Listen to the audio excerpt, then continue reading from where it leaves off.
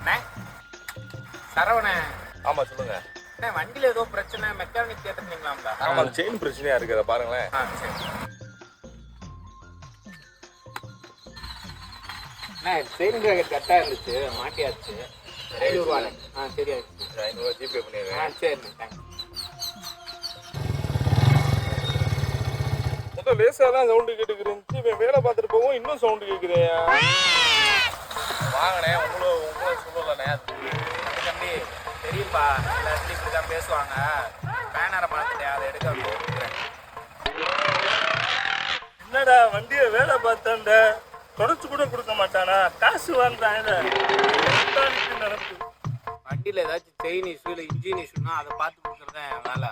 உடைக்கிறதுக்கெல்லாம் நீங்கள் water wash தான் வரும், அதுக்கு எனக்கு சம்மந்தம் கிடையாது. சரியா? ஒரே குத்தம்.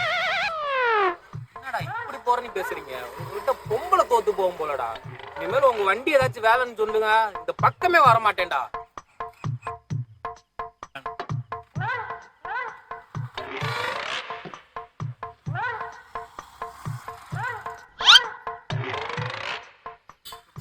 இந்த பக்கமே வர மாட்டேன்டா.